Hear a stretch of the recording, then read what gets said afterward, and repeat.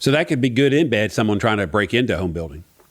Yeah. That can be a big barrier for somebody now. You got to have you got to have a little bit of cash flow to be able to pay for the fees that are up front. Just to get started, to break ground. Yeah.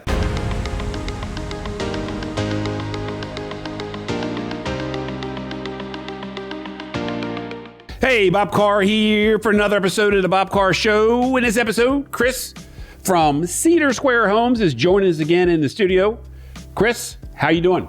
Good, Bob. How are you? I'm doing fantastic. I got a question for you, sir. How in the world do you get your clients in these high-end homes over the big national builders? I know you got something that you got going on. Some of you might want to share, some of you don't, but I admire you for that. And I just want to see if you could explain that to our viewers. I think a lot of it has to do with a reputation, word of mouth.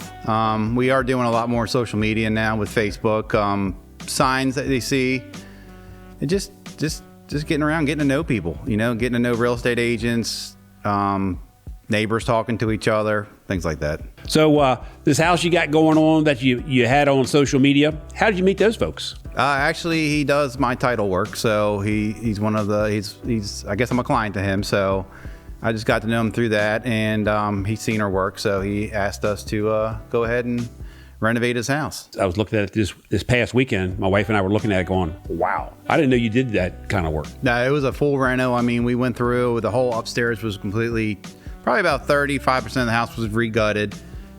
Moved some walls around, paint, new trim, new light switches, outlets, master bath turned out great, new kitchen, and we're actually going to be doing siding. We're going to be doing some hardy plank siding on the outside. So Wow. So what else you got going on for 2023? You got a big backlog? We got that. We're good for about 6-7 months, I think. We got I got a couple lots that I'm going to be building on over in Jessup, two 1 acre lots each. So got that, and then we're speccing a house out down in Pasadena. So the two lots you just mentioned, that's something that you start and then you sell afterwards, or how does that work in your business? Hopefully we get somebody maybe to buy them now, but they are going to be going on the market hopefully this week for a pre-sale. So we cleared one. We have permits for both of them, so we're ready to rock and roll. How hard are permits now to get nowadays? They're not too bad. I think it all depends on who you have working for you. Okay, because I know it can get fairly expensive. Yeah, that they are expensive, yeah. Wonder why that is.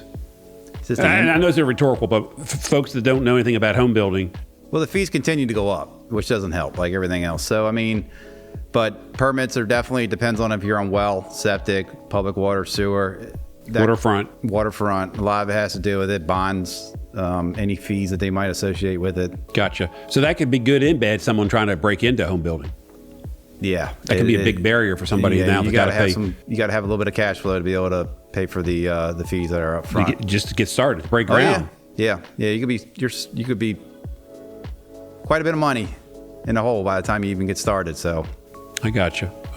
So what do you see in 2023, Chris? What obstacles, pluses, minuses that you see moving forward? I mean, homeowners we're still doing renovation work, so that's still busy. Not quite sure what the market's going to do. I know inventory's low, which I think is helpful, but the interest rates are still high. So I gotcha. So I think it's about a lot of the banks. I think are starting to get creative on what they're doing.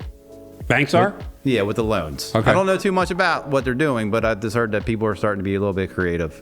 Last time you were in, we were talking about the Chesapeake Canine Fund, and you had a run going on. I said a run, right? Yeah, we had a run going on. It was a 5K down at Quiet Waters. It was a good turnout. We had over, I want to say it was about 250 runners. That's a big turnout. Yeah, we raised some money. So all the money is going to go towards buying supplies, anything that the canine handler might need to buy for their dog. And plus, I think we're going to be purchasing some dogs in the near future. So yeah, no kidding. Yep. Wow. Is there a need for that? Oh yeah. Well, if a dog gets older, if it passes away, or if it gets retired, that's normally when it comes into effect where you have to purchase the dog for the handler. So, but now that's something the Anne Arundel doesn't take care of themselves? Well, we deal with a bunch of different departments. So it's not just Anne Arundel County. Oh, okay. I thought it was limited to Anne Arundel. No, where we go. I mean, we bought a dog for the Denton Police. No kidding. So, can we make sure we get your information about Cedar Square so we can share that with all our viewers and the dog run? Absolutely. Can you make sure we get that information so we can share it below? Sounds good. All righty. And I appreciate Chris, coming in today, spending a couple minutes with us. I appreciate it, Bob.